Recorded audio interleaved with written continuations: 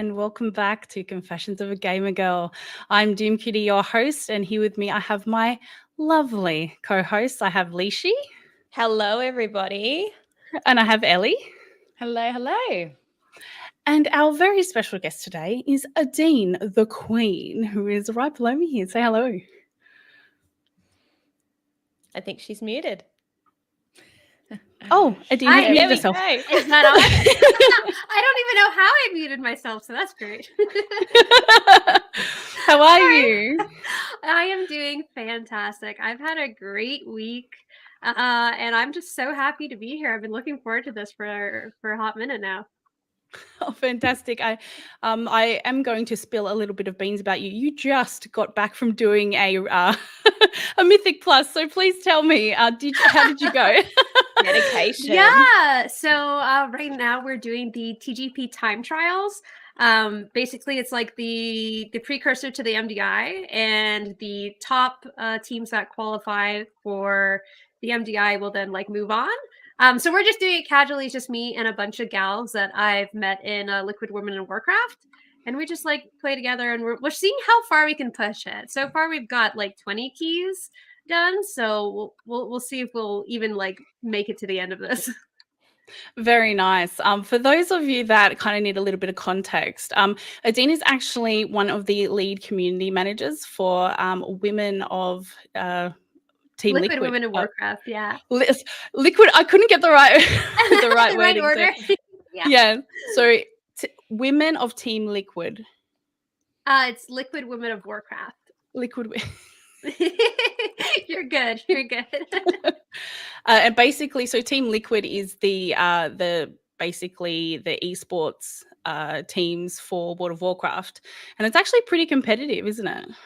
Yeah, they did great this year. So they actually won, what was it? The last world first race that's going on. So Liquid's doing great. And we also have like our very own MZ, who is like an amazing woman who is also in the committee of LWIW.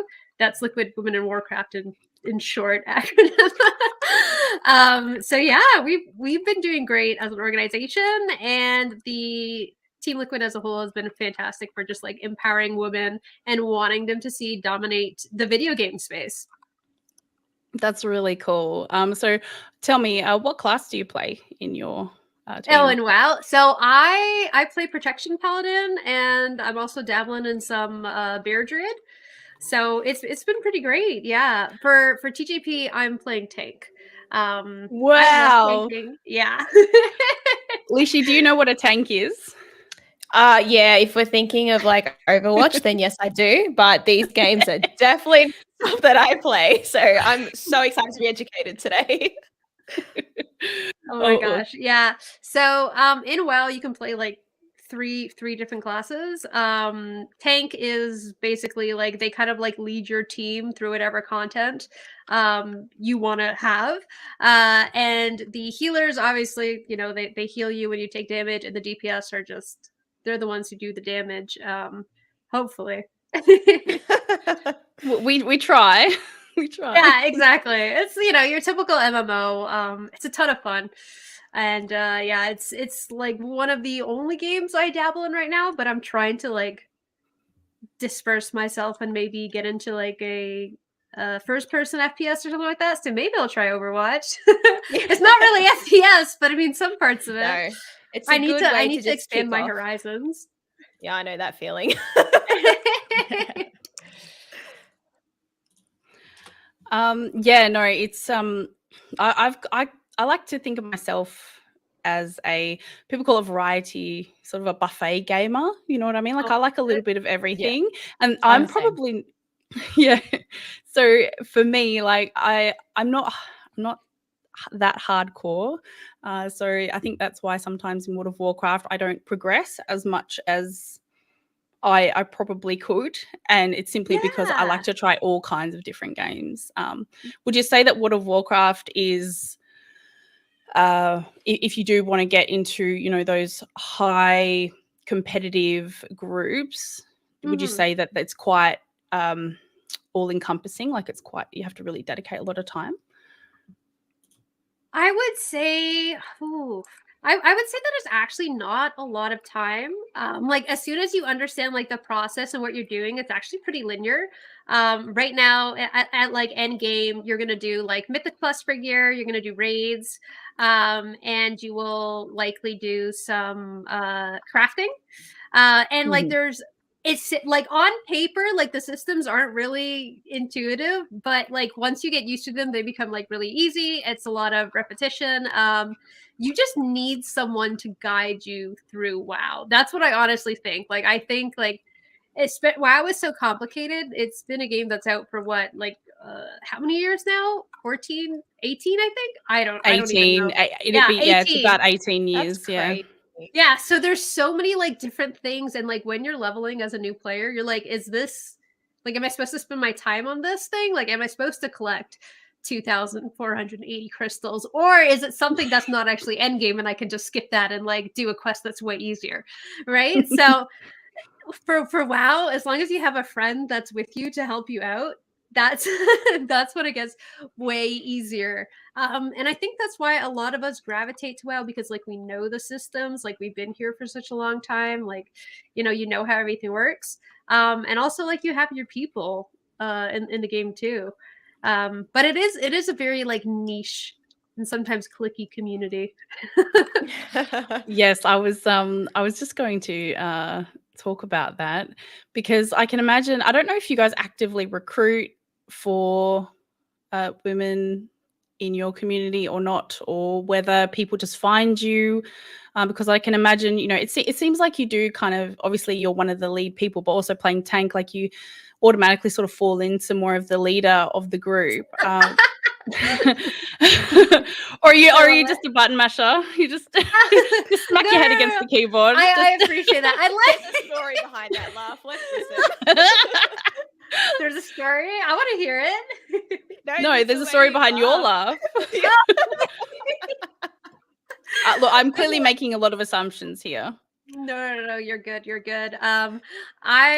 I do like to. I'd like to consider that I'm a leader. I don't know if I'm confident in saying that yet, but I do like button smashing a lot. Sometimes over my tank duties. Yeah, but like you said, it can get really clicky. Is that something that you have to manage within Women of Team Liquid? Not in Team Liquid. I would say it's clicky in the higher end guilds, just because women aren't really present. So it can get a little, I don't want to use the word gatekeeping, but like whatever gatekeeping once removed would be, where like these environments don't like foster a really safe place. It could be sexist, it could be racist, it could be just really awkward in general. A lot of introverts, they don't know how to interact. So basically what we're doing is we're creating a space where, women can learn and be successful, and they can, excel at WoW. Whereas previously there weren't really a lot of those environments. And in the last few years, WoW has been getting so much better, but it's because, like these safe pockets are existing, and then you kind of stay within those safe pockets. There's still a lot of not so great things outside those pockets. Yeah, for sure. I actually remember in a probably the second guild that I was in, because I've been playing World of Warcraft for 13 years. Yeah, I know. It's a long time. I'm old. And I remember I wasn't allowed in voice chat. And we didn't use Discord. We used Ventrilo. I don't know if you've ever used that before. Vent, yes. Yeah. How could I not know Vent? So yeah, that was a good time. It was really early in the piece, and I'm a much better learner in a game when I can actually talk to the people. So I really wanted to be able to talk to people, and they wouldn't let me in the chat because I'm a female. And what? Oh my god. And I remember talking to the GM, which is a guild master. So yeah, the GM. Yeah. And I remember talking to him, and I said, hey, like, what's going on? Why am I not allowed I'm not allowed in voice chat. I learn better when I'm communicating with people through voice. Also, if we're doing raids, we're doing dungeons, that kind of thing, I think it's just a no-brainer, right? I can't type while I'm playing. Like that's, well, yeah, you want to participate. Exactly. So he couldn't give me a good enough reason outside of the fact that he was worried about the behavior of the players in his guild. Yes, I've heard that before. Oh my goodness. How many times have I heard that? It's so ridiculous. And sorry to jump in there. I had someone very recently like message me a screenshot of, you know, something that their guild master said to them, and of course they were a woman, and the guild master said something along the lines of, I know you're better than all of these guys, but they're guys and they will never listen to a woman. And I was like, what? That's so disturbing. Why would you say that to like someone she was a trial at the time, no longer with that guild, shocker. But there was just like a bunch of other things there that are like, wow, like there are people who actually think this, and like they're creating environments that foster that type of thinking. So of course when a woman is going to enter, it's going to be very, you know, hostile, maybe not great. So the thing that I would say to him is, well, you're the guild master. This is your opportunity. If you put value in me as a leader in the guild, then they're going to listen to you. I'm not asking to be guild master here, but I am asking for respect and support. Exactly. And he obviously wasn't supportive of that. And honestly, I think it does drive a lot of women to either not feel part of the community fully, not appreciated in the community, but also like they can't challenge themselves. Like there's a lot of benefits to be able to push this kind of high-end content, but it does involve people listening to each other and also enabling and encouraging one another. Yeah, for sure. Yep, exactly.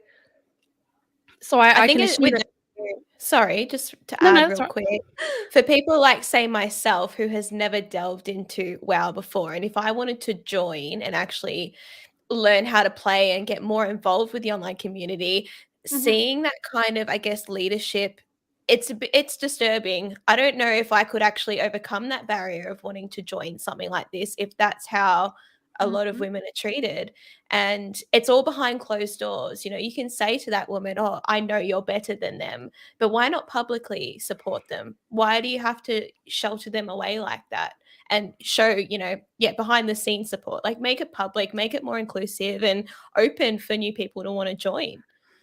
Exactly. Yeah. Oh, sorry, go ahead. No, Adeen, you go. We're all super passionate about this. You can tell we're very passionate.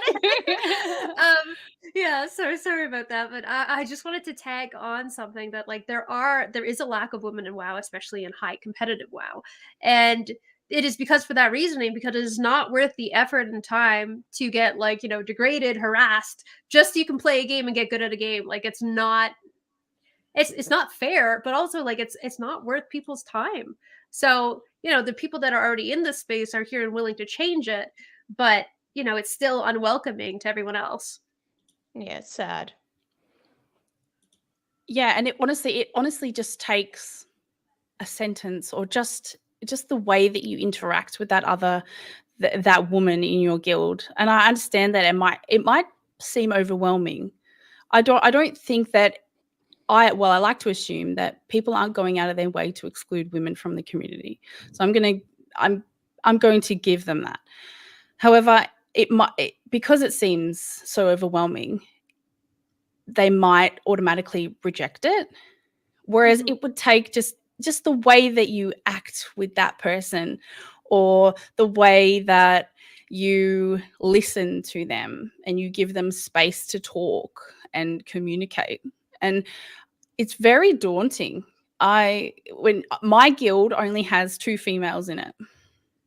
Wow. And yeah, so but I don't push high-end content because I can't make the raid nights, and I'm there for the vibe, not the DPS. Yeah. So I love that too. Because I used to feel really bad. I used to feel bad that like I had I've got 2 kids myself. I felt bad that I couldn't, grind the content that they could and all of that stuff. And it was really disheartening to constantly come up, well, I haven't leveled up enough. My gear isn't high enough. I didn't complete the challenges for the week, so I don't get an item from the vault. All that kind of stuff. But you know what? Because I am working on my own confidence in myself and working on myself as a person, and I'm here trying to encourage women in the community, I then decided that I had to subscribe to the fact that I'm a vibe, not not there for the DPS. I love that. I love the self-confidence too, because you're fun. So there you go, it worked out.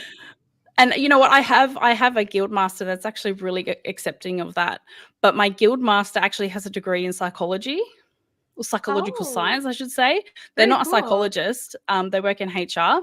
So this person actually has a lot of skills from their everyday life to actually implement into running the community. So yeah, I guess I'm pretty lucky.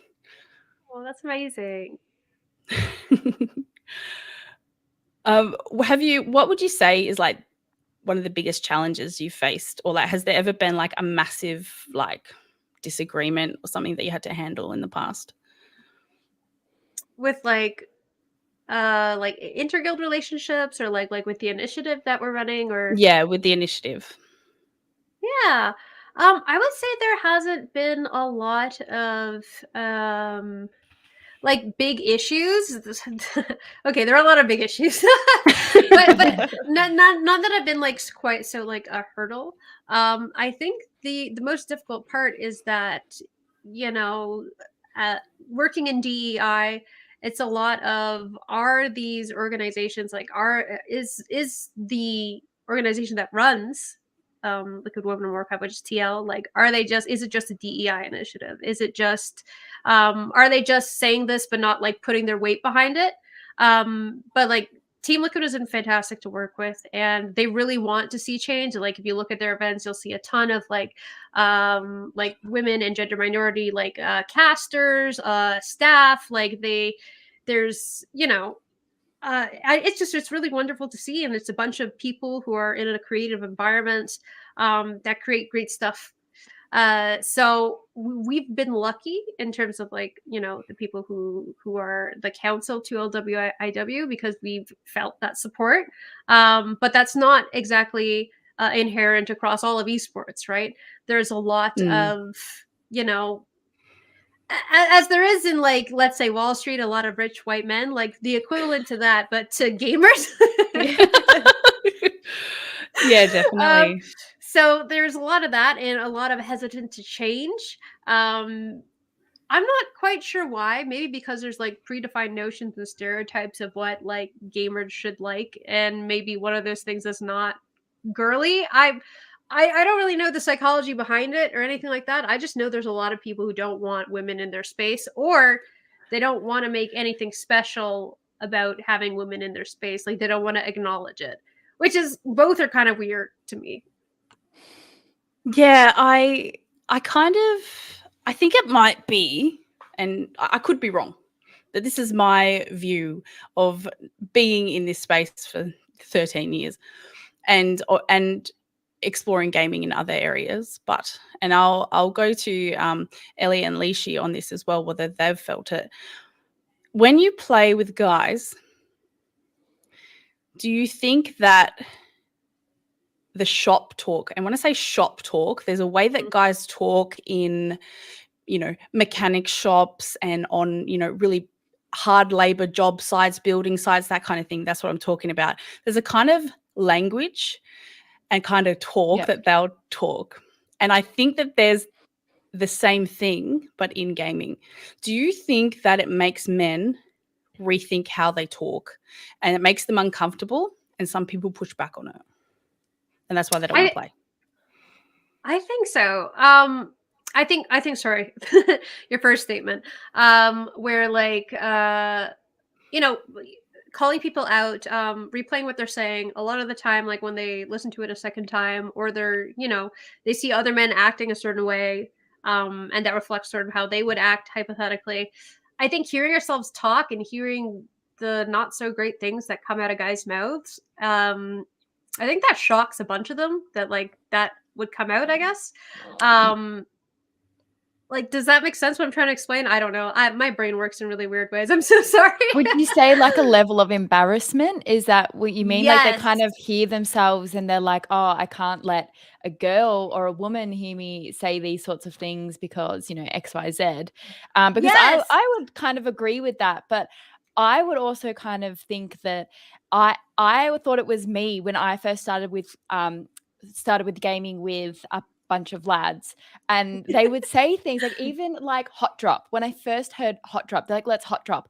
I was like, what does that mean? I don't even know what language. Yeah, like, I don't even know what that means. Yeah, so I genuinely thought it was just me, that I was just a newbie, and I was like, I don't get what that means. But then playing with them like several sessions, each session there'd be something new that I was like, I've not heard about this before, and I had to learn a whole thing. And like, thankfully, obviously it was to do with the game, so it would be shop talk in the way of the game. It wasn't anything socially, but it was quite trippy learning it, because I genuinely thought it was me. But now that you kind of bring it up, maybe it's just kind of generic lad speak, and I'm kind of fluent in it now, so maybe it's a bragging point. I'm not too sure.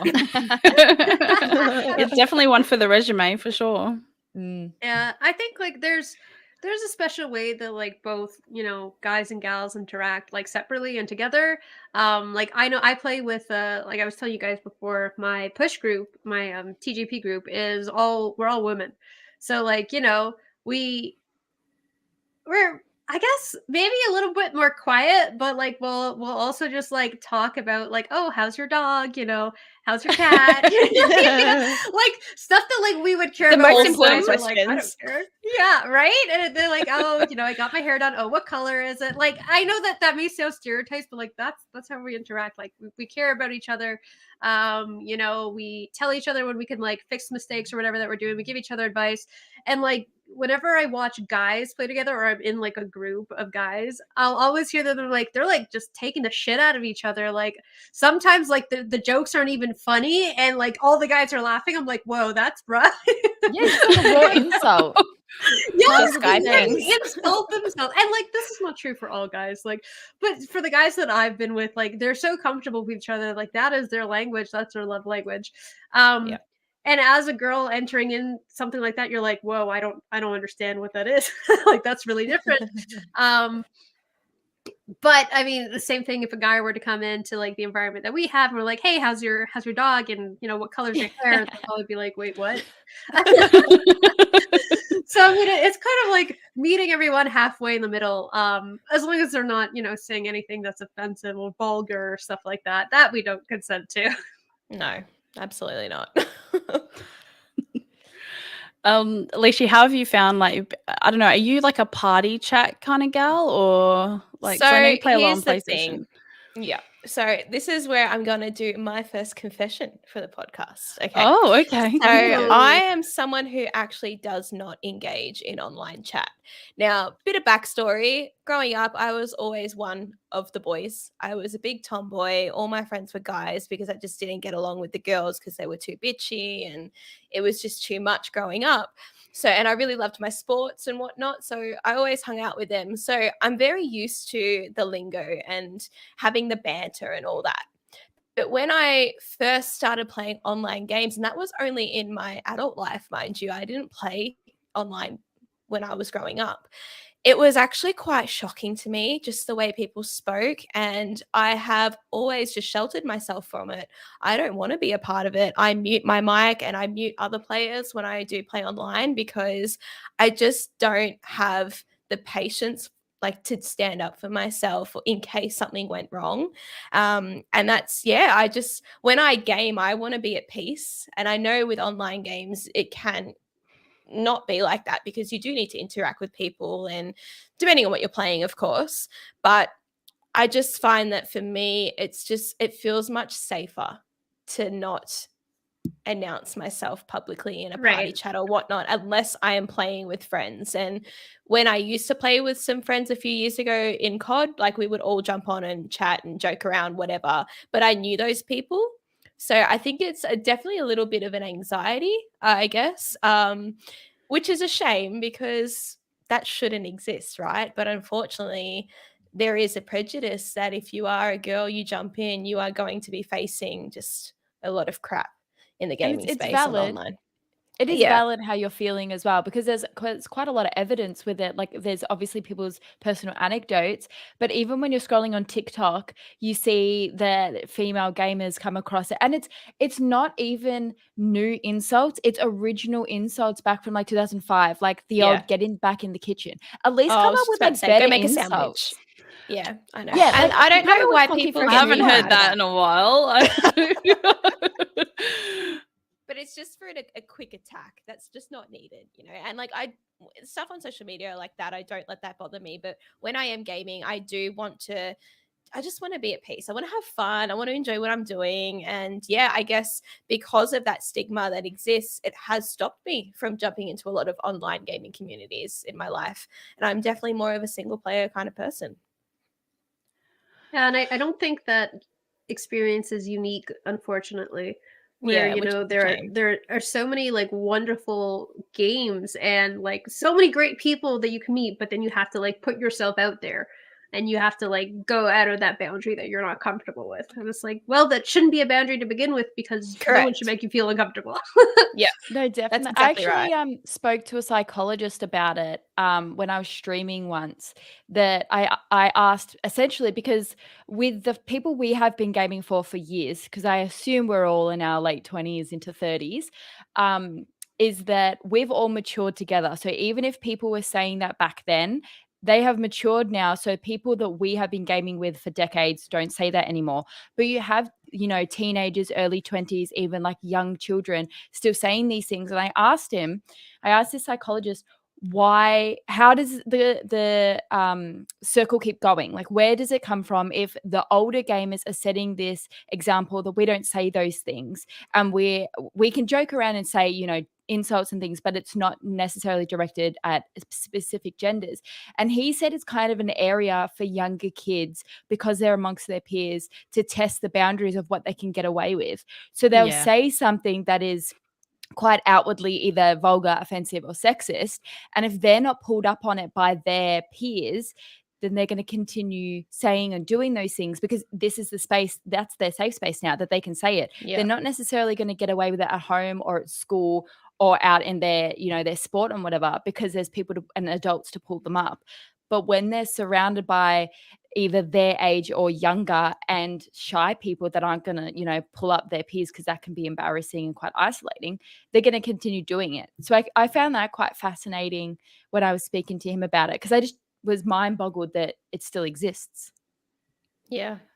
Unfortunately, the ages that children are growing up in now, and we're moving a little bit into a different subject, but that's fine. I'm just going to roll with it. Unfortunately, a lot of our socialization is online. We are being surrounded by people we wouldn't normally, and we're getting into these conversations, and people are like, you know, agreeing with us, or we're gravitating towards communities that do agree with us, and, you know, that kind of like continues behaviors that maybe aren't so positive. And I think it's important for people to code switch and to understand that, yes, within Call of Duty, you can call a stranger, you know, or whatever. You know, not that I subscribe to that kind of behavior, but as a young kid, like you said, you know, you are going to test those boundaries. It is the role of older and most of the time male gamers to pull them up and say, hey, that's not okay.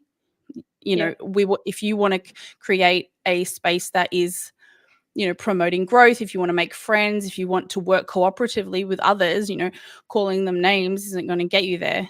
I couldn't possibly tell them that. I couldn't, Right. because, you know, I'd get told to get back in the kitchen. But I can say that it's very different now, and I think that older, specifically males in the community, do have a role to play to help cultivate a more positive community and help the younger generation to develop, because out in the real world, that's what they have, their coaches, they have, you know, the older players and stuff like that. that are going to tell them, this is how you do this, you change your technique, work together as a team, listen to one another, that kind of thing. The same goes when someone's playing a video game, to be fair. Yeah, I agree. Yeah. So Adeen, how do you manage fostering that kind of inclusivity, or is it just not a thing? I think the inclusivity is definitely a thing. In our community, obviously, we welcome allies as well, so that makes it kind of different than a lot of the I want to say like female only or girl only or women only groups. We're not women only group. We're a group that is trying to empower gender minorities, which women are a part of gender minorities. The reason why we usually state it as women and gender minorities is because a lot of people can identify with being a woman. And the more people were like, oh, they're for women, like my mom's a woman. Okay, that's really obvious. But like, you're like, oh, like my gamer mom would like this, my gamer sister would like this. And then obviously we welcome our trans family, our LGBTQ 2IA plus family, our BIPOC families, and it's a place for everyone to be there and a place for allies to be there and support those communities. So we're trying to have the integration with allies because that is, most of the environments we're trying to change are not because they're full of women and gender minorities, because, they're mostly men. And getting allies to, understand where we're coming from, either by sharing stories, sharing struggles, talking about, our successes, talk about, our challenges. They are able to further understand where we are coming from.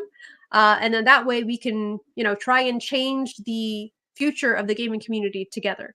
It's not just, women trying to butt heads with everyone else. It's women and their supporters who are men. And we're probably the majority in the gaming community. We're just,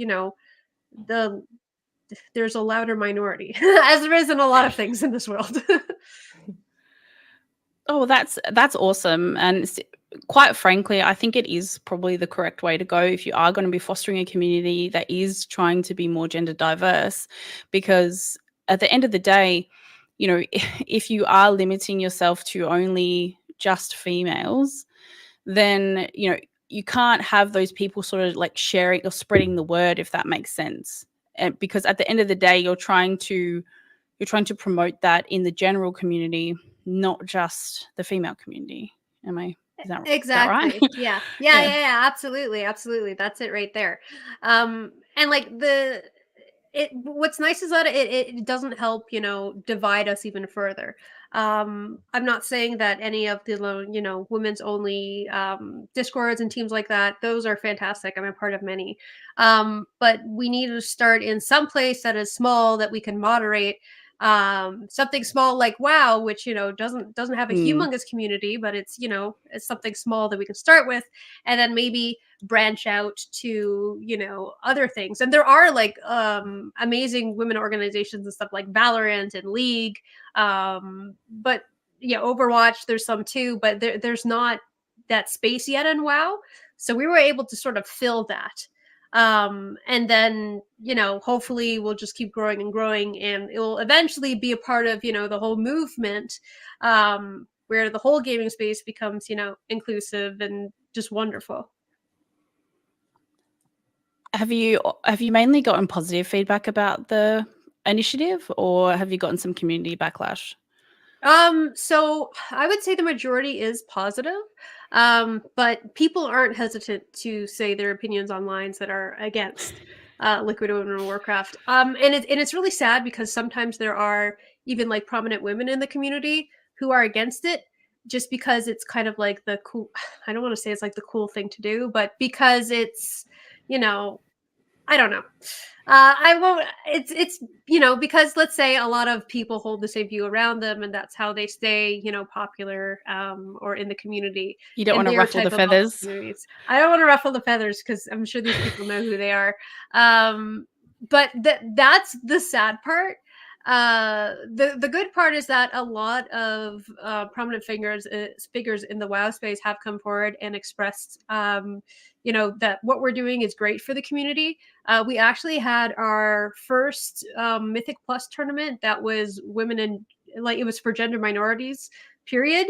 And the event was also run by 90% gender minorities as well, which was awesome. And we had like a bunch of top players and some not so top players, which are members of our communities, come together and compete in relatively like high-end content.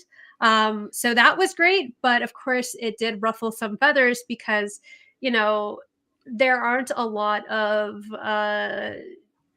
let's say money sources or money making opportunities in WoW.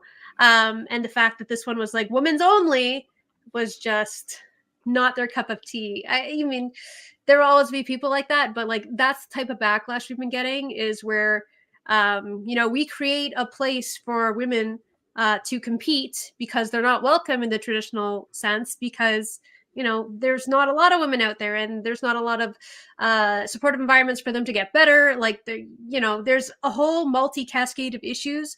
But the end result is that people just sometimes see it and are like, no, I don't like it because it's different. Yeah, and you're just totally right. I think because these tournaments are so limited fund wise, and you know, obviously it's going to be a bit difficult to kind of get in there and, you know, share that prize pool, and you know, like people can get quite precious about that kind of thing.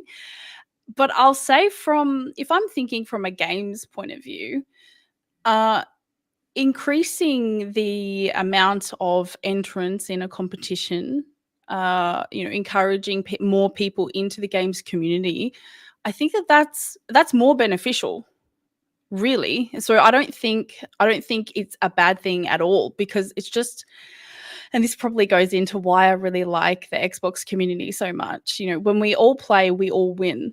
That's a very well scripted saying that Phil Spencer says quite a lot, but it really is true. And I always abide by that whenever I'm playing. Like, I'm not the best player, but we have a good time. Like, and then there are people that they're better at the game and they make it a good time because we win.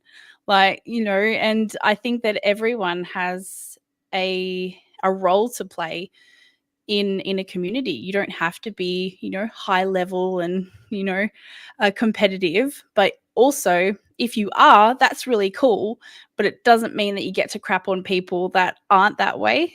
And quite frankly, like, I would say that some women who have been not the victim, but who have been treated in a certain way previously by other people in the community probably have made them feel a little bit disheartened, don't you think? Mm-hmm. Yeah, absolutely. Like, I like to say we're not victims, we're survivors, because we endure the behavior, the bullying, the harassment, or just like the general like you know, like off comment or really. My favorite one is when I was a healer and I tried to I don't even know what I was doing. But I was healing with this other resto druid, and he for some reason thought it'd be really funny if he called me woman instead of my name. So like we would be doing something and he would die and he would say like, res me woman. And I was like, I'm the only girl in the group. It's just like, it's just me. I know who he's talking to. And that was like the offensive part. And he was like, no, like it's funny. And like none of the guys thought it was funny, but they didn't speak up. So when I went to like the officers, I was like, hey, I don't like, this makes me feel uncomfortable. They're like, yeah, okay, it makes us feel uncomfortable too. And I was like, okay, then why didn't you say something? Because they don't want to seem like it's like men that are cliquey, like they don't want to, what's the word? They're too embarrassed to speak up to their own kind. Yeah, and then they were like, yeah, we don't even like this guy. And I was like, okay, so maybe when you figure out, you know, that something someone's doing is not appropriate, maybe you just tell them. But like, it's like they needed my permission to tell them to do that. I don't know why. I don't even think it was a permission thing. It was just like it's a validation.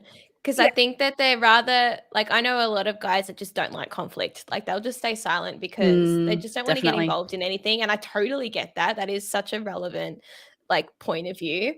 But when it comes down to, you know, these gender issues or being racist or you name it. There's no room for that at all. And you've got to be the person that calls out that behavior. It doesn't mean you're a bad person for doing that. If anything, I admire you more if you call out that behavior, because at least then I know that you will protect the minority. You'll protect me. You're someone that I can trust, you know? So I think it's much more admirable to do that.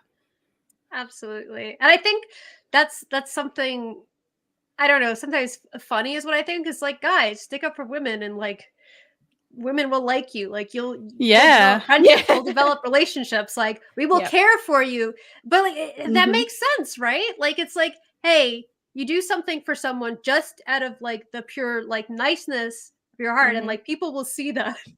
100%. So, yeah, it just comes down to being a good human. That's it. Like it's not that hard. It's like, yeah, okay, women are pretty. I get that. Like look at us on this panel. We're pretty nice. We're pretty good looking. Thank you. Doesn't mean Thank you. I washed my hair. I washed my hair too. Yes. But it's still fluffy. Mine too. But yeah, no, you're totally right. It's like women can really enrich a gaming environment. Like we do care about you. We were like, have you eaten today? You know, oh, I got a headache. Oh, have you drunk some water? Like we're not trying to let me go back into the kitchen and get you something. Yeah. No, but we do have that nature, and you know, I can imagine that. I mean, I don't know. I think sometimes their relationships in their life, you know, they might not have these kinds of relationships, so it might actually be beneficial to just be nice. But I can kind of see where they're coming from, because they might lose street cred, if you know, if I can say that, like they'll lose they might become a simp, right? Yeah. Right. And that's like the thing is that toxic within itself. Yes, as well. absolutely. Like, why is sticking up for someone, sticking up for a friend, ever been cringy or, you know, anything but positive? And if you have people saying that about you, then you're standing up for what's right, then it's more reflection on them than it is on the person's doing what's right, you know? Exactly. I like to say there are some like markers or words that you know that are kind of like a red flag from your friends, you know. So I feel like using that type of language only identifies them faster, and then you can be like, okay, this person I'm not going to associate because they don't understand what being a nice human is. Or maybe it's your chance to educate them a little bit, where, you know, you're like, okay, I hear this word, maybe they don't know exactly what it means. Maybe they, you know, I've heard it so many times that they just associate it with, you know, something to make fun of someone, but don't realize the actual negative connotation behind it. Maybe that's your opportunity to try and educate them, and then, you know, figure out if they're like the type of person you want to associate or not. I find a lot of people in the gaming community, especially, you know, our allies, sometimes they don't really understand why something is hurtful or like, you know, saying like you're good for a girl, that bothers me, because it's like, too. right? And it's like they think it's a compliment. They're like, oh no, being a girl is bad. And then you're like, yeah, but I'm a girl. So you see where that comes from? Like, why not? You're a good player. That's it. It doesn't need to be for a girl. And like, it's not a compliment if you say that. So do you find that you need to teach people how to be empathetic? I think so. And you know, a lot of that comes down to a multitude of factors of like culture, you know, in a lot of, especially in my culture. So I'm part Egyptian, and Middle Eastern culture, you know, women are viewed as lesser. In some areas, obviously, they don't have rights. They're forced to wear certain clothing. They're brainwashed, essentially, a lot of the time as well, into believing that, you know, what they're being subjected to is okay or right. So coming from, there's a lot of people who, let's say, don't view women as their equal. There's also some people that maybe have not had a great upbringing, haven't had a good, you know, maternal figure. And I do think that, you know, imprint is a big thing. And regardless of like if we try to be like our parents or not, we're always going to have some attributes of them. So sometimes when people don't have like strong female figures in their life, they won't view women the way they should be. I feel like there's a lot of circumstances where you'd have to educate someone, but I try to just start very, very small, of just like the small things, not try to change like their overall opinion on women or genders in general, but just the thing where like, hey, like taking the playing like a girl, for example, just saying like, hey, just say I'm a good player, maybe giving them that option to just change one language, change one word in a language, I mean, and then taking it from there and adding on to it as they become more and more receptive to it, because some people will just be like receptive off the bat, some of them won't be receptive at all, and you gotta like start slow with educating on the slow things, I think, for it to work. I don't know if it will work, but so far whatever I'm doing is sort of working. No, I mean, I think, and everyone should be doing that. It shouldn't just be gender minorities that are telling people that, hey, this makes me feel uncomfortable. Could you maybe say it like this? And at the end of the day, we are trying to work cooperatively. And if a person does have an issue that they bring up with you, I think it's really important that people be coachable and really take on board what other people are saying. I will pay attention to the chat for a second, because Connor Artistic has said, I do have to say, though, some of the women I've met can be rough too. They prefer to hold their own and be treated equally. Just an observation I've experienced. I want to just go to the end of that. Just because you treat a woman nice doesn't mean you're not treating her equal to you. Yeah. And like, that's the thing. Like, we're not saying like, for my example of being in the wild space, I'm not saying let women into your dungeon because they deserve an extra chance. It's like, no, let the women into your dungeon that are good players enough for the content that you are doing, because that shouldn't even be a factor that crosses your mind. And at the same time, we're creating spaces where women can get better by just giving them more opportunities. That does come down to the whole, equity versus equality balance. I like saying, it's equity is the better overall, because, if, let's say, during, I don't know, the last 10 years, there were, 500 esports competitions, and women were like 4% of that. Wouldn't it make sense to make competitions for women only, so you get more women that enter the scene, with then inflate overall the more players that are in the scene? Like, that's the thing. Like, when you make people more comfortable and give them an opportunity exclusive for them, that they know, like, oh yeah, I could compete against, I don't know, XYZ. I don't need to worry about like the top, 50 guys coming in and like making fun of me, or like, just not being inclusive, not letting me in the group or the chat or whatever.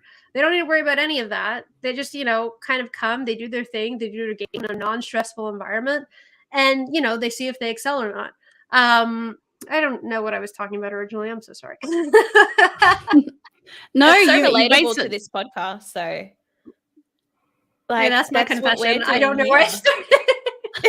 No, but that's what we were wanting to do here. And like, Doomcutie has created this vision for girls to have a space to have these conversations and to come together and just be a part of a community. That's all that is. It's just creating a community for a group of people.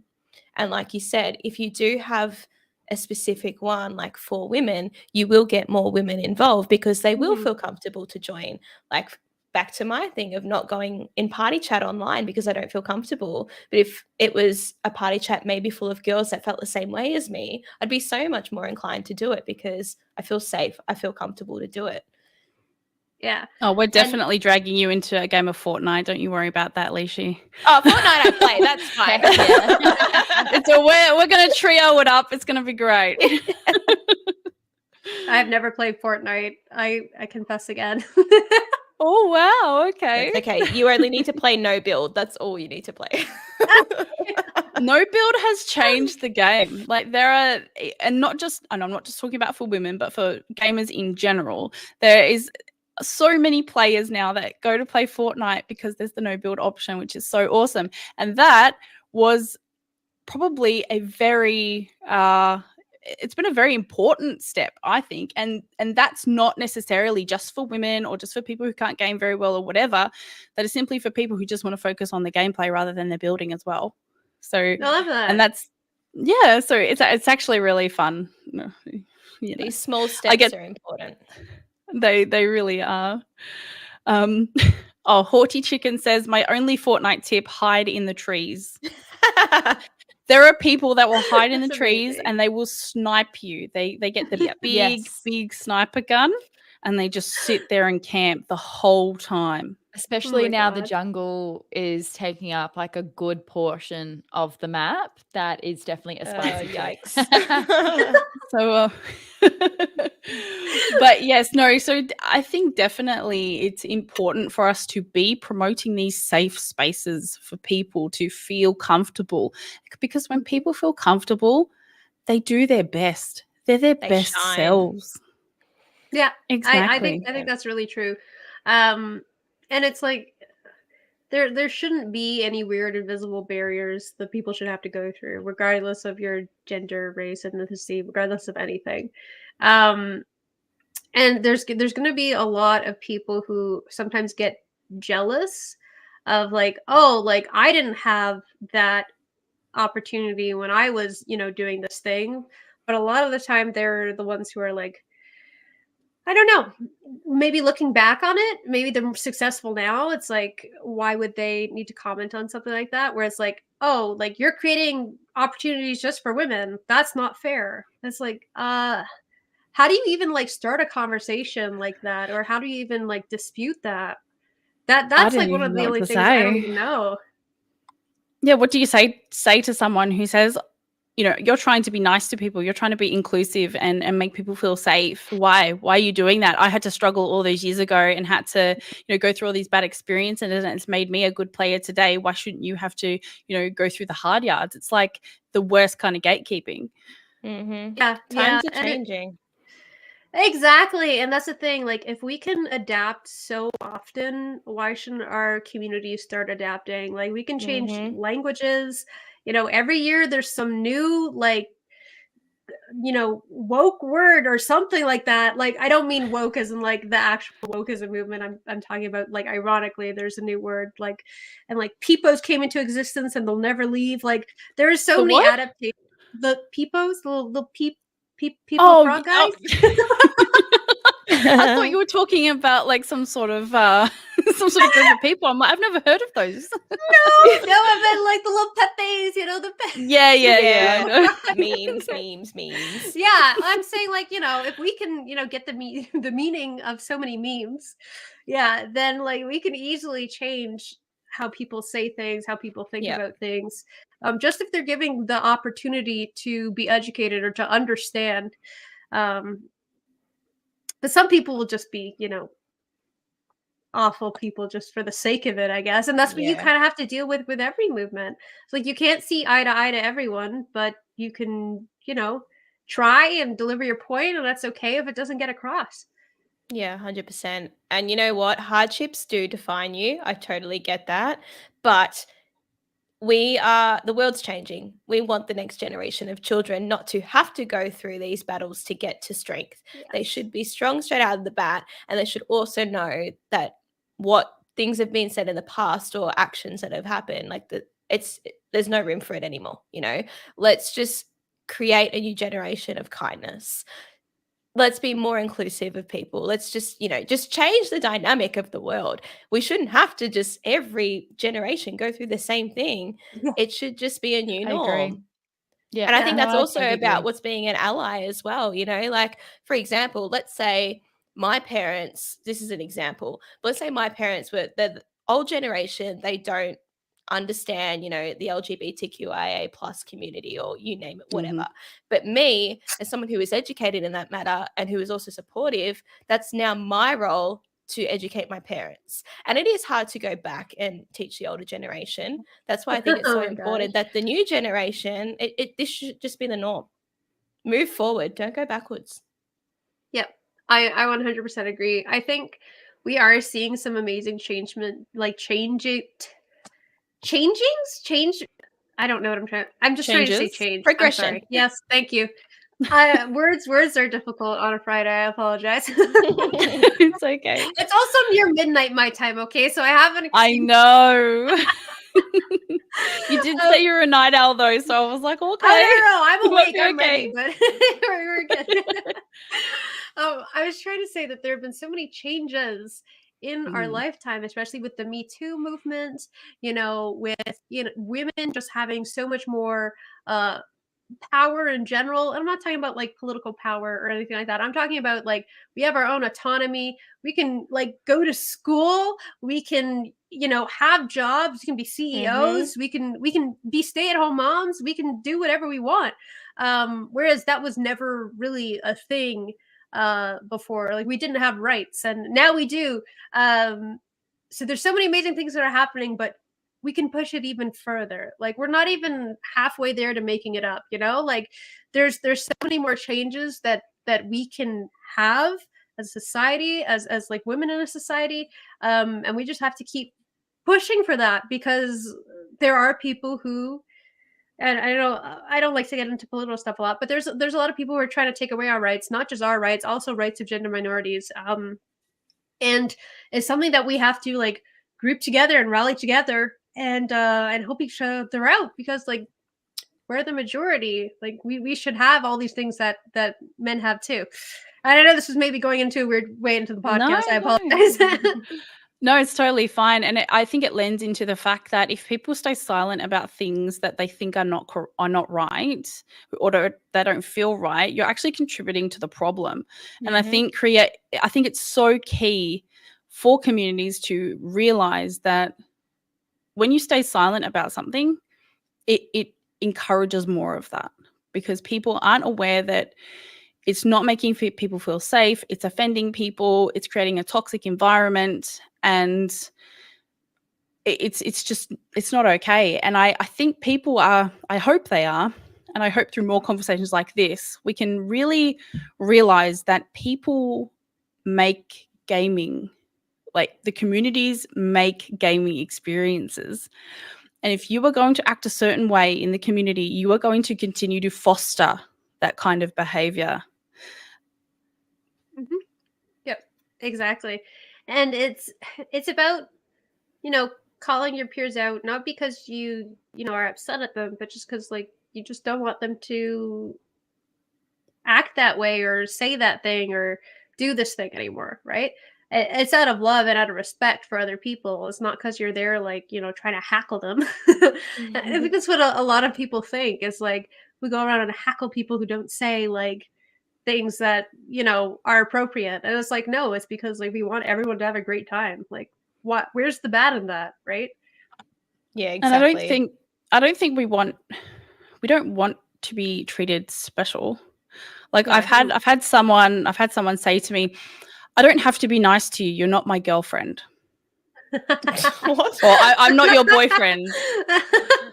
So why is that mutually exclusive? What does that have anything to do with the other? I have no idea. Yeah, but there's a lot of this thing where like the only thing to get out of a woman is like female attention, or getting a girlfriend or something like that. It's like, no, you can have friends that are girls. Like you can have friends that are women. Like that's okay. But then it comes down to upbringing, culture, all those other different things where you're like, is this why they see me a certain way? But I don't think it's fair that women have to face more obstacles because of that. That doesn't make sense, Yeah, but I think it is quite a bit of our experience, and that's why we either stay away like Liessshy, or we try and understand it a little bit more. It's all right. We'll get you there. Don't you worry. Look at Ellie. She's just planning. Right? She's just plotting down there. I can just see her. And at the end of the day, we all want to have a good time. Like, that's all gaming, right? Yeah. Having fun. I think I put out a tweet the other day, and it was just like, games are supposed to be fun. Well, games are fun. Keep them that way. Like we constantly have to complicate them with so many different things, and I just want to have fun. And yeah, like if you say something that makes me feel kind of way, that's and if I don't feel supported by the party that I'm in, I'm most definitely going to retract myself, and not feel like I want to talk. I don't want to game. I won't Totally. do my best. And hopefully through more communities and the initiatives like Adeen is doing, the more educated the gaming community can be. There's definitely been a lot of progression over the years, so it's so evident, which is amazing, but it's still not quite there. Yep. And that's the thing, is like we can take it the extra mile because it can be better than it is now. And like, I don't know, it's like that sounds like the logical next step is just getting better and like constantly improving, like as people or as a society or as a community. That's the goal overall. So there will be people resistant to change, but eventually we'll get them there, and they'll probably love it just as we will. It'll be interesting to see if it'll be like that kind of behavior will be eradicated, because negativity is always louder than positivity. Like we could probably get decent statistics. There might even be it out there about, say, 90% of all gamers are quite kind to each other and feel quite safe. And then you have 10% of gamers that throw out these insults and have rude things to say. And that 10%, even though 90% of gamers are welcoming and warm, you're still going to have those kind of little trolls grinding in your ears. And it's so easy to listen to the negativity than it is to kind of have the positivity with it. So it'd be interesting, even if we eradicate it down to the 1%, because there's always going to be nasty people in the world. 1% of people. So it's super rare to come across these folk, but you do, what the outcome of that would be, so it would be very fascinating to see, because like you said, we have always progressed and we've come so far to the point where it is quite easy to feel comfortable as a woman in the community, but not super comfortable completely. We're not completely comfortable, and that there's only up from here, I would like to think. And I think it also comes down to us working together to empower each other to feel strong and to learn to not necessarily not let it affect you, because I'm someone who's under the assumption that if I'm getting hate, like, I'm allowed to talk about that. I shouldn't have to push that to the side and ignore it, right? Because we're always told, just ignore it, just ignore it. I don't think that's very fair, because we're human at the end of the day. But I do think that there is a way that we can become a stronger unit and learn to work through these things, or even talk to other female friends about it, just to break it down and not get over it's the wrong word, but to, I guess, learn to deal with it and essentially like just reroute your focus back to the positive. So, but that's going to take time, because again, like, we all have feelings, we have emotions. It's very hard to learn to suppress them sometimes, and negative attracts a negative, right? You're just going to be surrounded by more negativity if you do focus a lot on it. But I think like the education can go both ways, right? Strengthen yourself, and then that way, you can, I keep saying deal with it, but like, that's not the right word. Maybe move past it. Yeah, I think that's better way to put it. Yeah, definitely. And I think the more conversations that we have, like on this podcast and with each other, the more communities that pop up that are supportive and caring, the better we're all going to feel, because there's nothing worse than feeling alone. That's for sure. And especially if you are in a game that requires you to be cooperative with other people, to feel on the outside of that is honestly the worst feeling in the world. Absolutely. For a gamer. Yeah. And I mean, I don't want anyone to feel like they have to push their feelings aside. I know I've done it before, but I've learned to try and have talks about it, to communicate, and hopefully through more, like I said, more discussions like this, it can definitely help people move past those feelings, so they can feel more confident working in these communities, gaming in these communities. Is there anything special that you guys do to like promote community engagement, or do you have, like, I don't know, movie night or something in the Discord?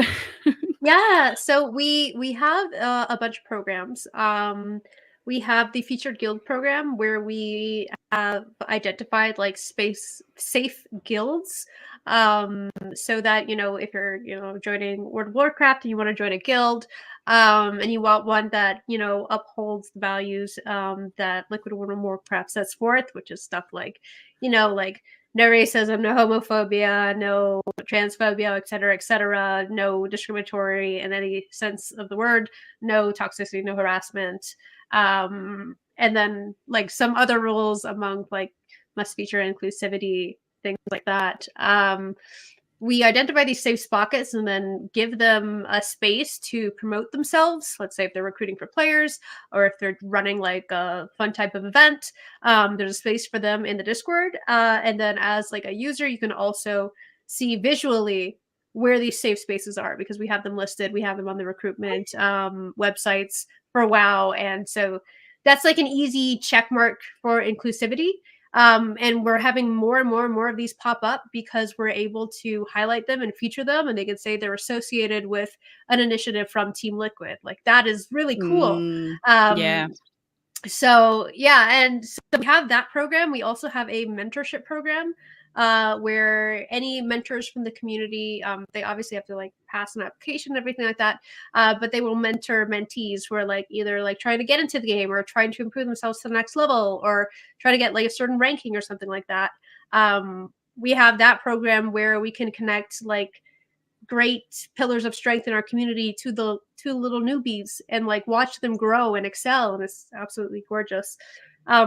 Aside from that, we also have like workshop roundtables and seminars that are usually, you know, about the game, about, you know, issues that women face, and just like a multitude of different type of events that just, you know, we put on every year, including the Eve Ascension tournament, which we might be having more this year already. So just maybe a little sneak. It might happen. I don't know. Don't quote me. I'm sure. Yeah. So we do a lot. And then we also have like the Discord and community where people can connect, where people can vent, where people can talk about, you know, the issues they're facing, ask questions to the community, share their art, share their food, share their pets, and just get to know people that are obviously all abiding by the like don't be a jerk or sexist or racist, you know, butthole. So obviously like we to put it politely. Yeah, to put it politely, just don't be bad. Just be a good person. That's it. So you know it's a space that you can rely on, and then you also know like, hey, they're also vetting these players and people in the community and guilds, and like more and more we'll, you know, incentivize the community to become more accepting and more inclusive, because that's the only thing that people want to see, right? There won't be room for these negative spaces because there won't be people who are willing to create them. It's kind of hard, you know? Oh, you would think it would, to be nice would be the easiest thing in the world, right? Yes. And it just feels like it's not sometimes. Do you feel like super supported from like the organizer level, like from up top? Like, are they really welcoming and inviting, or is it quite hard to like convince them that, you know, it's a positive for you guys being there? Yeah. Well, I mean, so I think they know it's a positive, but like anything, any esports team or company, it's a business. So it's like, what do we bring in that is worth, you know, let's say money, time? What is the incentive? So we kind of, it kind of sucks because we have to like sort of prove that we're in this space and it's good, but that it's also valuable to like an esports team. So that feels a little weird sometimes, because obviously this is a huge passion project of mine, and I would just say like this is important because it's important, and like it doesn't like it. You should just be, I don't want to say like throwing money at it, but like you should be trying to like make it an even bigger deal. But you know, working with a company, that's always like, okay, they need to see something that we bring in order to, you know, give more funds for events and things like that too. So there is that kind of like give and take relationship. I mean, it makes sense, but I wish it wasn't another thing that we had to consider as well. Like we are helping the community, but does it bring value to Team Liquid? is like another thing. But I mean, that's business and capitalism. So what can you do? How many there? members do you have at the moment? Oh, that's a good question. I believe we're nearing 3K. Let's see. Wow. Yeah. I can get an exact number, approximately, perhaps. We are at like 2993. It's not bad. Amazing. Yeah, so we're getting there. And like this initiative just started last July, so this is just like our 1 year anniversary around this time. I think we're Yay, released towards the end. congratulations. Yeah, thank you. Yeah, I don't have anything planned. I don't know why. We're really busy with other stuff. So but yeah, no, it's a fantastic place, and I'm really proud of everyone who makes it like the great place that it is. And you don't need to be just a WoW player if you want to join. Obviously, that's mostly what we talk about. But if you ever just want to, meet some cool like-minded people, we do have like an other games section. We do sometimes like community events like Jack in the Box, Scribblo, Fall Guys, whatever. And sometimes we just hang out. Do you have people from across the world, or do you have just mostly like American, Canada, that kind of time zone? Because that's what I've found. I found a couple of communities that I've joined that have been a little bit more female focused. A lot of them have had a lot of members that are awake when I'm asleep. Of course, yeah. So yeah, being on the in the down under, in the southern hemisphere, it's sometimes a little bit tricky. I would say like it's probably like we're probably like I would say a little over half, definitely from like US Canada area. We do have a lot of EU members. And then we do like because OC is sort of included in our US, like they're on the same like realms. So we kind of lump you guys in there. But we do have a lot of people on at all hours, which is kind of nice. And people are willing to like plan things too, which is fantastic. But we're hoping to get more presence from like Europe actually. Because we do have some presence, but of course like Team Liquid as an organization is mostly NA based, so we are trying to grab everyone. No, the Europe scene's massive for World of Warcraft. I know it is. It is a very different game though. Like for them it's way more competitive, I guess. There's more people who are just good at it. I don't know. They don't even have like our player bases are pretty similar, but they're just better. Which is something to do maybe with like the culture and stuff like that. Like video games is like a huge thing in Europe. So who knows? But we want everyone. We want everyone to come hang out. We have people that are like night owls all the time. We have early morning gamers, evening gamers, afternoon gamers, dad gamers, mom gamers, every single type. Yeah. So does that mean you have to have mods that are kind of from different areas so that there's always someone there for people to reach out to? Yeah, so we have basically mods that are across like almost every single time zone. Like we have European mods, we have like PST, EST, CST, MST mods. Of course we have AST mods. So and we're only growing like bigger and bigger. So we actually have like a volunteer application that went out earlier, and I'm like sifting through all these volunteers that we're gonna onboard soon. To help us even more with everything like that, because our community is just getting more and more active, which is awesome. And you want to encourage that more and more. So having those volunteers who are going to be planning around the clock activities at all times, that's just going to make it better for everyone. Exactly.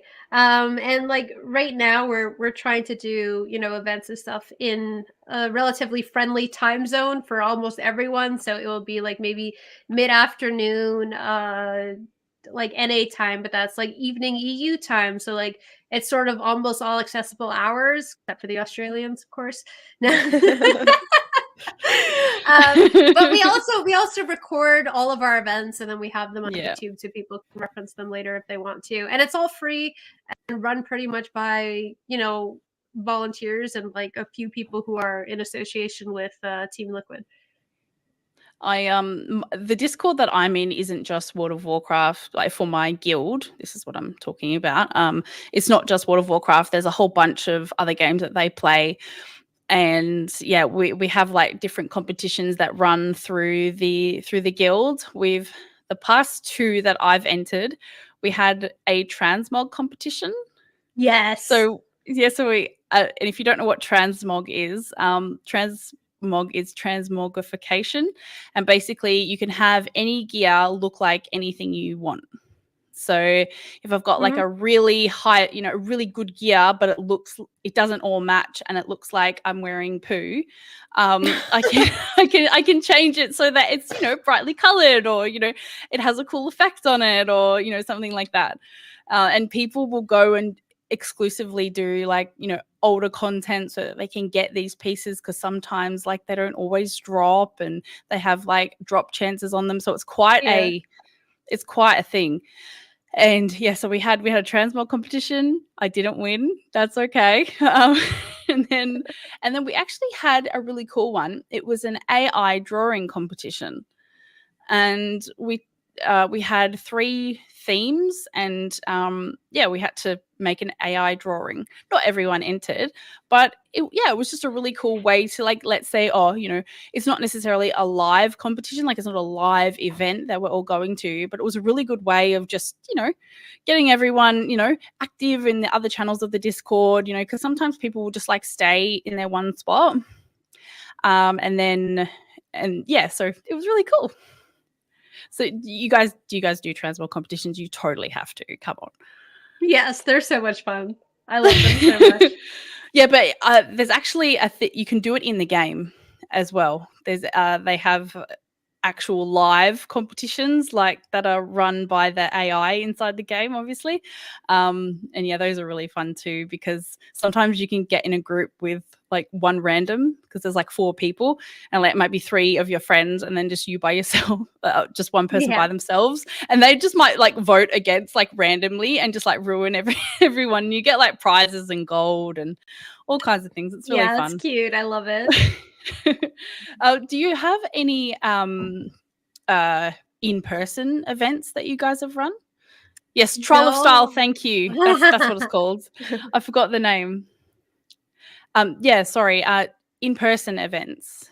We haven't that one yet. We wanted to maybe do one for BlizzCon.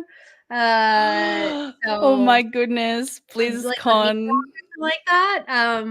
I don't think I'd be able to be there, but we'd have like other people who are in leadership that would be able to host it. So maybe we're gonna work on that. But right now it's mostly all online, because we're all from different places.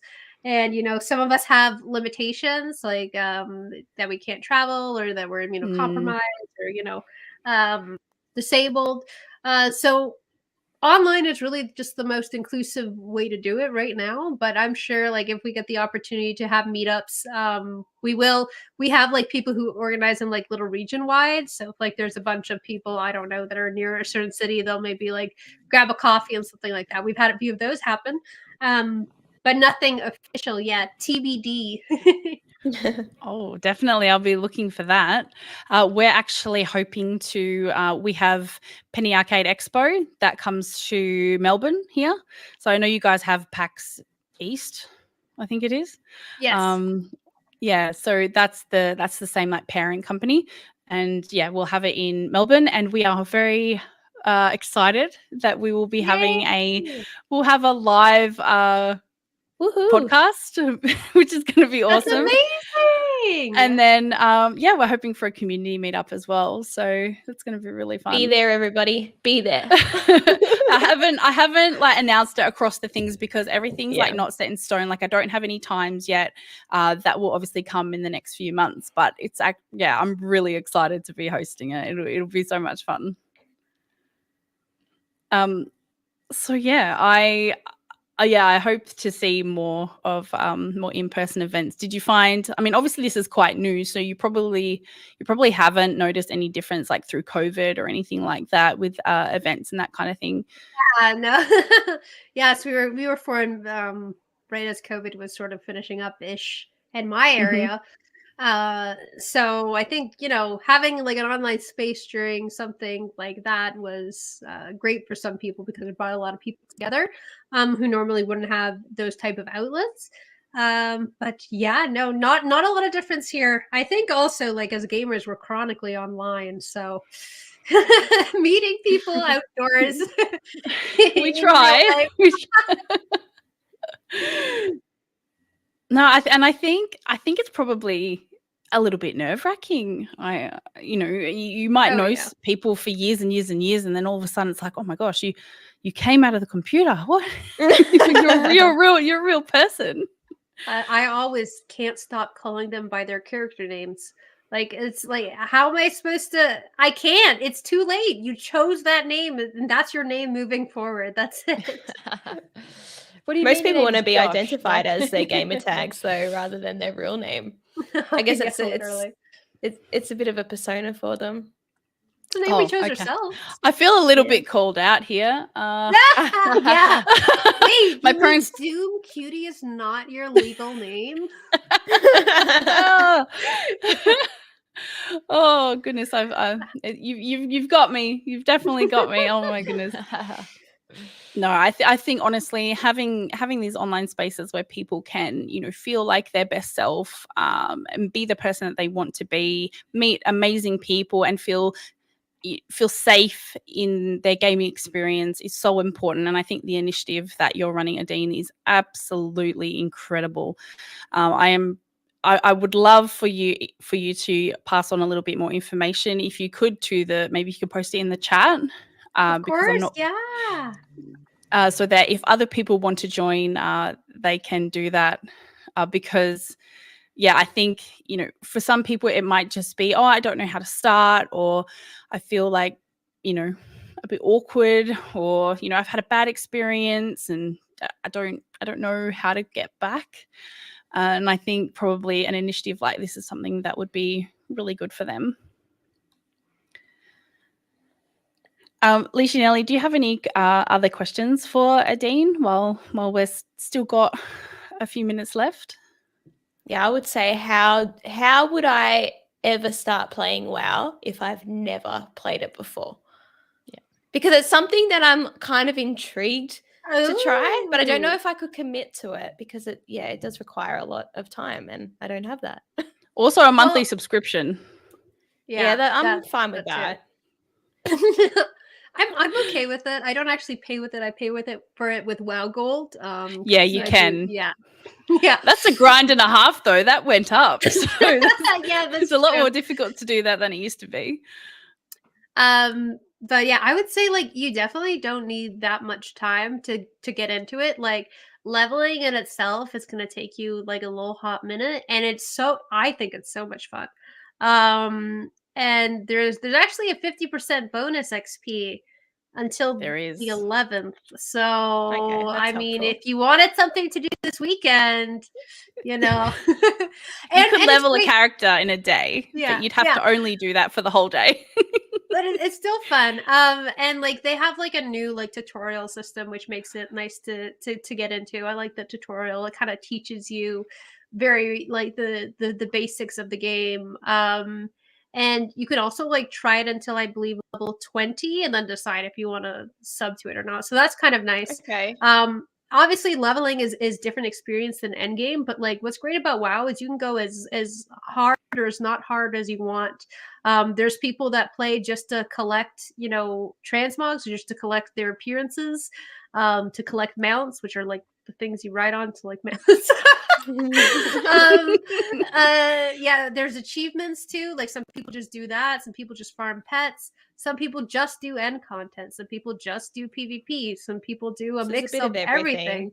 Yeah, and like you can play solo. Like sometimes I just like playing solo and going to collect some cool things for my character to wear. Right. Sometimes I want to go and like enjoy like a previous storyline and quest because I didn't get to experience that part of the game before, and I like doing that. I like reading quests. Okay, I like the lore.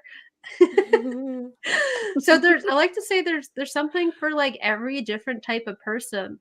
But obviously the limitation is, you know, what obviously what you want to do, but also like how invested do you want to be? Because like to be at the level, let's say for example that I am at, you're investing like several days of your week playing WoW because you like it and you enjoy it and you enjoy the people you play with. So that's what's great about getting into WoW. There's so many things to spend time on. Is it really grindy? Sorry, Doomcutie. No, that's all right. But like, what's the grind like? It depends. Like you can be grindy if you want to be. Some people like that. I think that's what I don't. That's what's kind of like putting me off, because I've tried that with RuneScape as well, and I'm like, oh my god, I just can't do this. Yeah, no, it's definitely not like RuneScape. Like I would say grindy. I don't think WoW is currently in its current iteration of Dragonflight. It's like endgame content is very great. And it's very accessible in terms of like gear and progressing your character. Like it's the best it's ever been. Especially for new players, the end game system is a lot easier to get in than it ever was before.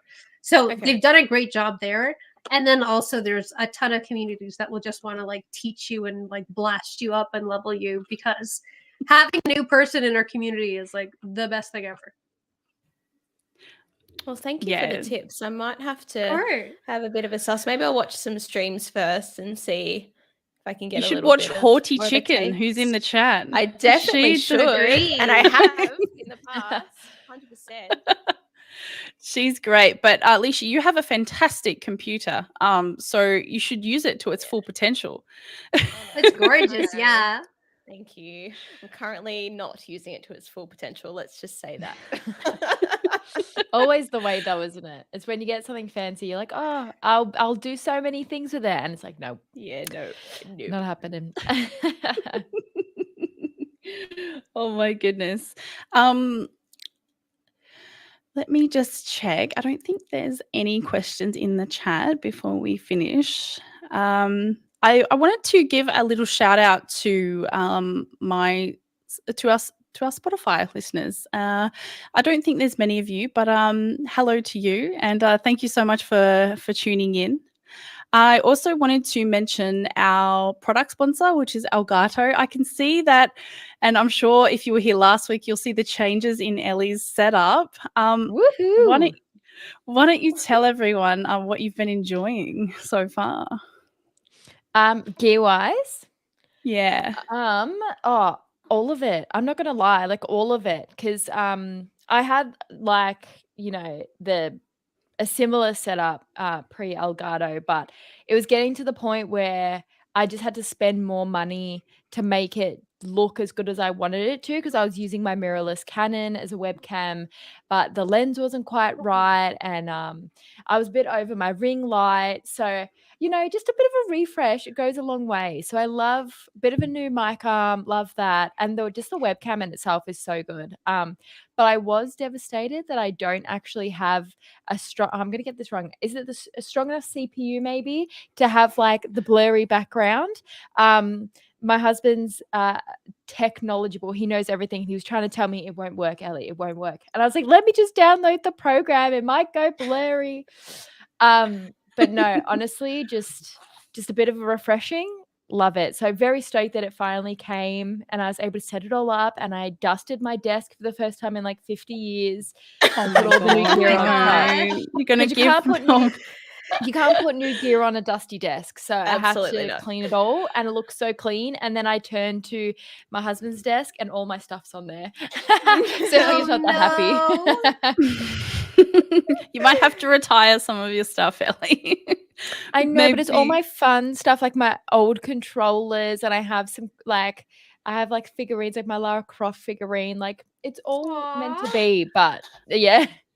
You need to get some shelves, I think, probably. The thing that I've been loving, and I actually posted a video about this. So Ellie got a high profile mic arm. I have a low profile mic arm now. I've got a pen in my hand and I'm waving it around. I'm very sorry. I've got the low profile. I've got the low profile mic arm, and it's honestly, it's like the best thing. Look, it's down here. I have the same one. It's so good. It's so cool. I was worried it was going to knock all my stuff off on my desk. That's why I went for the high arm. I always have water or like items. I was just nervous. No, well, that's it, and I think it's so great that there are different options available, whether you want something that is low profile or if you do have quite a lot of stuff on your desk. It's actually really good. And I did a video, like I said, about this mic arm, and I put all kinds of different microphones on it. Obviously, I love my Elgato mic, but the fact that you can upgrade your mic arm if you want and still use your same mic is actually really awesome. And I love the cable management inside the mic arm. It's great. It's very smart. It is. I don't know what kind of setup you've got, Adeen. I don't. Have you got any experience with Elgato products before? I do. Yeah. So I actually just bought an Elgato face cam. So the face cam Pro, which is the nice 4K. That's what I have 4K too. webcam. Yeah, it is so good. Oh It looks amazing, doesn't it? I know. I'm like, wow, you can see the shine on my face. Yeah, so Liessy's got the same one. I love it. So it's gorgeous. I just got it last week. And then I have 2 key lights. So like one for like over here and one to bring up some shadows. I don't know if it does what it's supposed to be doing, but it's really easy to use and very pretty. And then I also have a Stream Deck. My friend just gifted me a Stream Deck. Yeah, it's amazing. So I'm very, very pro Elgato. I was just asking the girls about a Stream Deck. I've wanted one for over a year now, and I was asking the girls, I was like, should I get one? Is it one of those things that's overhyped? And you guys have like convinced me, so I think I'm gonna have to get myself a Stream Deck. Very helpful for so many different scenarios. We love that, and we love Elgato for helping power Confessions of a Gamer Girl podcast. So thank you so much to them. That brings us to the end of the podcast. Adeen, thank you so much for joining us. It's been an absolute pleasure. Thank you so much for inviting me. It was so amazing speaking with you ladies today. Awesome. Now, if you do need to find Adeen or want to find Adeen or contact her about any of the initiative that she's running, please do feel free to contact her. I've got her details below in the description, so definitely check her out. She's quite active on Twitter, so I can imagine. I love my Twitter. I can imagine that, she'll be more than happy to help you out. And obviously my co-host, thank you again. Amazing chats once again. It's been an awesome show. And to our chat, thanks so much for everyone for coming through from also other people's podcasts, from Adeen's stream. Also, congratulations to Rose, Control Alt Craft YouTube. She has been an absolute pleasure to have as our mod. I think she deserves to come off her L's. I think so too. So thank you so much. And we will see you next week.